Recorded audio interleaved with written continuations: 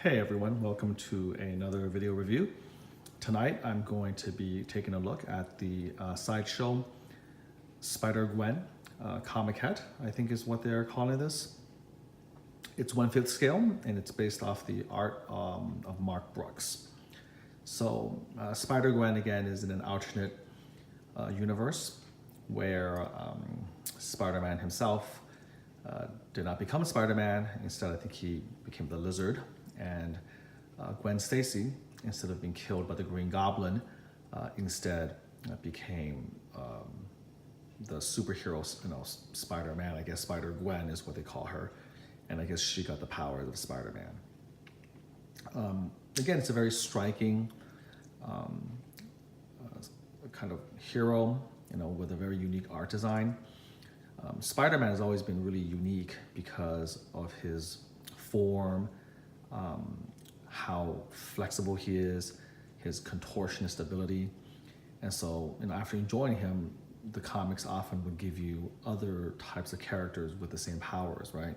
So that's why you have other characters like Silk, Spider-Gwen, other versions of Spider-Man, like the Scarlet Spider, and all these various versions. And I'm not a huge Spider-Man comic fan, obviously, so I don't know them very well. I already have the Salt and Pepper quarter scale custom statue, but that one, is a great sculpt. Don't get me wrong, but her pose is a lot more standard, a lot more boring. It's a Captain Morgan pose with one leg lifted up, which we've seen over and over again. And so I got this one because of all the Spider-Gwens out there. And there's not many out there. I mean, if you want to talk again about a size that most collectors kind of would enjoy or consider a worthy purchase, not the little 6th scale versions, you're looking basically at this one, and then the quarter scale by Salt and Pepper, which is long sold out, and then of course the XM Studios version, which is a very different type of kind of personality, a very different type of mood, and that's from Singapore, which is not easy to get unless you have contacts.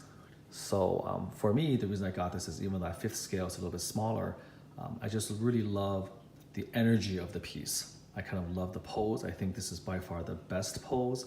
It shows her sort of leaping into action and in a way that only someone with the spider type powers can do. She's crouched on top of a sign in New York. You can see Broadway, West 47th Street.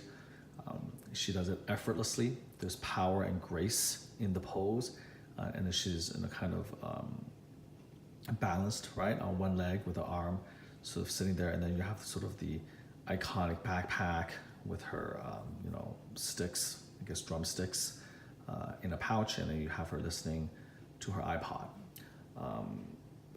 So this is kind of the iconic look, iconic costume.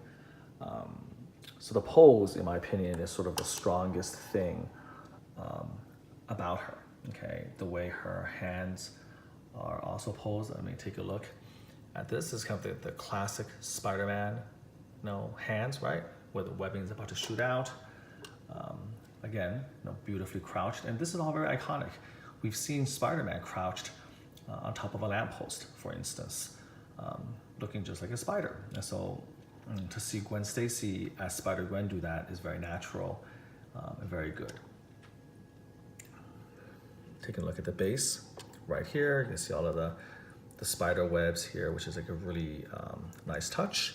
You can see that as well. Then you have the signs that are put in all the way to the top. And you can see this little tiny narrow diameter base is where she's perched with her right leg and her arm for balance, and the other one is kind of hanging loose.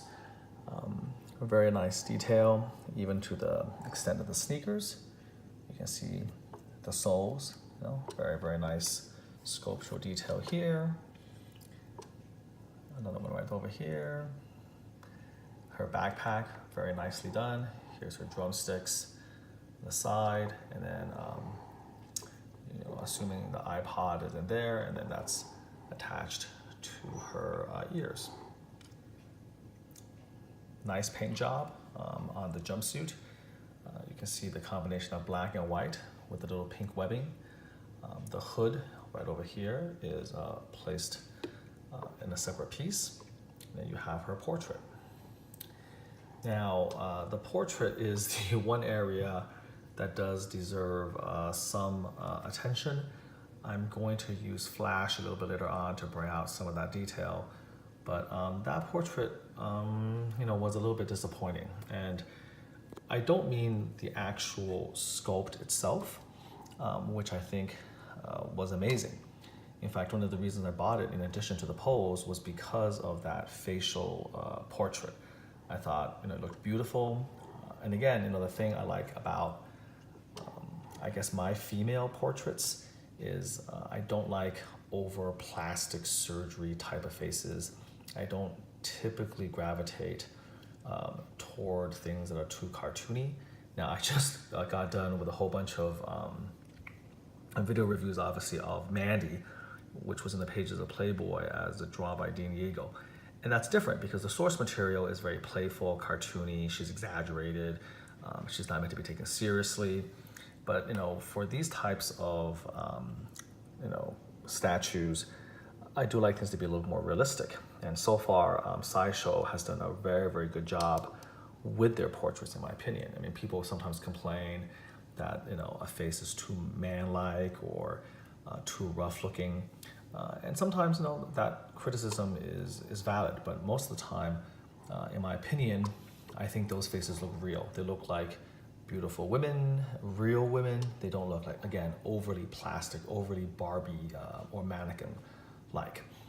And I agree, and I feel, and I hope you agree, that this face is pretty real. It does feel like it could belong to a real person. It has some character. Again, it's not like a perfect little Barbie doll or something like that. And trust me, I have some Barbie dolls. I have some dolls for my daughters. I know what those look like. So when I say disappointed, I don't mean the actual sculpt. What I mean is I think the paint job really let this thing down. And again, all the companies use the same types of factories in China. Sideshow, I'm sure, contracts with various factories to create this. And the feedback has to be that I know they're saving money, they're paying less money for these factories to do the job, but we got to give them the feedback, which is that this is not good quality production. Okay, especially in today's day and age, you are competing against companies like Prime One, XM Studios. Those companies are really stepping up their game, and one of their claims to fame is that their production quality paint jobs are on par with even their prototypes. Where if they're not on par, it's so close as to not, maybe really even matter.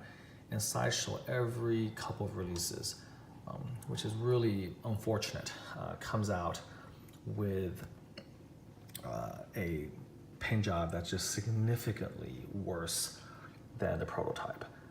And in this one, the body paint job is very nice. Hopefully when the flash is on, you'll see sort of the shiny gloss of her white costume. It's a very, very nicely contrasted with sort of the flat black. So the body itself is very, very nice, but this head is just so simplistic, so flat, no shading at all. This is the sort of paint job that you would expect to see, maybe years ago when Sideshow was at its worst with their factory stuff. So, it honestly is bad enough where I may think about actually shipping the head off and just having it custom painted and redone, which is something I've never really done. But I probably will wind up doing that just because of just the poor quality of this paint job. So unfortunately, that is a little bit of a downer. Everything else about the piece, I love. Again, the pose, the costume, the gloss white against the matte black. Hopefully against the black background, you can appreciate the white a little bit more, the detailing of the backpack, the iPhone, everything else is just gorgeous. And again, even the face is fine. It just needs a better paint job to bring out that detail and to bring out that character. So there you go. And again, when I use the flash lighting, you're gonna see what I'm talking about even more, I think. So I do want to end it on a high note. That's why I did the review with her face first. because now we can actually change to the masked version of Gwen Stacy, which is the change ahead. And this thing is beautiful. It is very glossy white, beautifully painted here. And again, it's not a face, it's a lot easier to do. You can see the web design on the inside, the subtle little pink highlights around her eyes. So this is really awesome. And this is how I basically prefer to display Spider-Gwen, which is a shame because, a beautiful face, normally, you would want to display that versus kind of the mask version. So how do you get this done? Well, first of all, you take the little plastic wires out, so that frees up her head. And then you don't take it out of the ears, that's actually attached permanently. And then I'm gonna try to do it with the one hand. You gently take this thing out, and it actually comes off along with this other piece, which is the hood. Because now, again, the hood is now off, right? So you have the actual head right here. So from this distance, you're starting to see the potential of that face, right? There's a little bit of distance, a little bit of shadow. It's starting to look a little bit better, right? But again, too close up, and it's just like that flat paint job kills it. But there is potential here, so hopefully you can see that. And of course, since this hood is now down, so you can see her actual face, this is the actual like neck piece that you have to put on the statue to put her head on there, okay? So now that you put this thing on, you can see that this is sort of where it goes. I don't believe it's actually magnetized. So let's do this in real time. Hopefully I don't do anything stupid like break it while trying to get this done. Okay, here we go. Come on, how do you get in here? Okay, there you go. Sorry about that. So let's see how that fits in. As you can see, a slot's right over here. So this looks like just another fold of her cloak. So it looks really good. So let's have her start spinning around a little bit.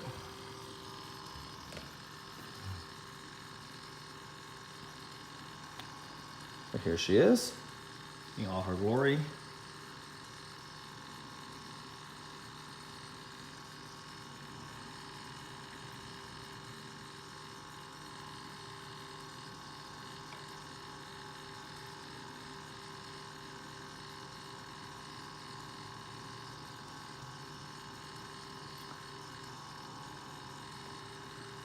And with the mask on, it really becomes a phenomenal, spectacular piece.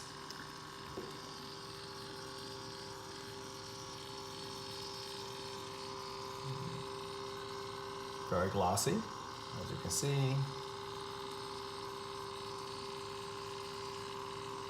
Very good contrast here.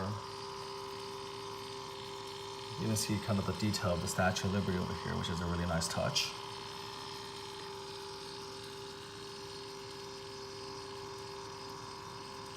Really captures so well, again, that sense of action where it feels like she's just landing in mid-leap, about to spring off again.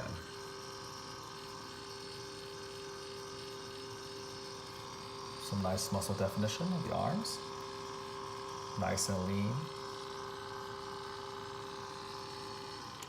Okay, so there you have it here, and then down here, of course, is the change ahead with the unmasked version of Gwen here. At least they got the eyes right. There's always also another danger with Sideshow sometimes. Sloppy production paint jobs. They give you these googly eyes where one eye's looking in a different direction than the other. And this one actually, they did a pretty good job actually doing that with both eyes looking off toward her left. Okay, so I'm gonna stop here and then we're gonna switch to Flash and showcase some of her with the Flash on. All right, so this is flash on. Boy, this is gonna be a little tricky. She's white, and so when you have the flash, it goes just right up against her. You have to go super close in order to sort of see this. So here's her masked portrait. And again, from afar, you can see sort of the glossy version of this.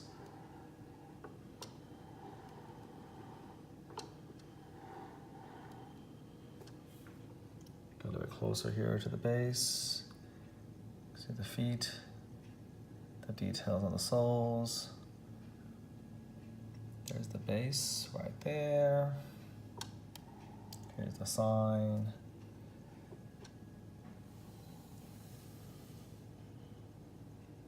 There's a backpack. These things come out, by the way, so you have to put them in yourself.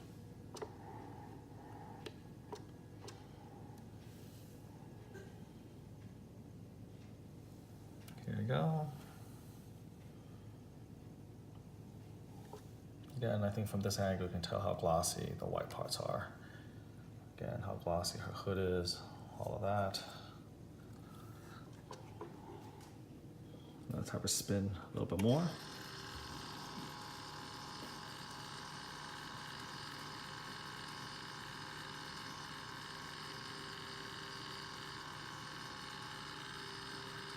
So we'll be seeing a little bit more of her in Into the Spider-Verse, which is an animated picture coming out this holiday season. It looks pretty amazing. It's got Miles Morales, it's got an adult Peter Parker, it's got Spider-Gwen, so that looks to be a lot of fun. The XM one is just really interesting. It just kind of has her with her eyes closed, I think about to jump off a building or something like that. And no, I respect the art design for it, but it's just not for me. It's certainly not what I want to see from a Spider-Gwen or Gwen Stacy statue. So I think it's a nice contrast. The only other Gwen Stacy I have is the one based off the art of J. Scott Campbell. And this is of course her in her original incarnation. That's the one where she's walking through some puddles with a big umbrella. And in like a raincoat. So it's kind of a nice contrast, sort of seeing the classic Gwen Stacy as interpreted by J. Scott Campbell, that statue, which is the same scale, I believe, as this one, also 5th scale, next to sort of this alternate universe where she doesn't die tragically at the hands of the Green Goblin, and then instead becomes Spider-Man, becomes Spider-Gwen. I think it's really neat to have kind of the two of them juxtaposed against each other. So it's kind of a nice pairing to have. So a little bit closer. Again, the flash kind of hurts because it just sort of washes out all of the white. You have to go real close, and you get to see some of that detail, the white hood, the white costume, and sort of this opalescent. It's almost like this opalescent type of color. It glows a little bit with the sheen of that little gloss. So again, a really nice touch to contrast it with the flat black, and then have a little bit splash of color with like the pink and blue webbing and the hood. Very nice touch. So let's take the flash. Here's the neck piece again that you use when you want to put on the unmasked portrait.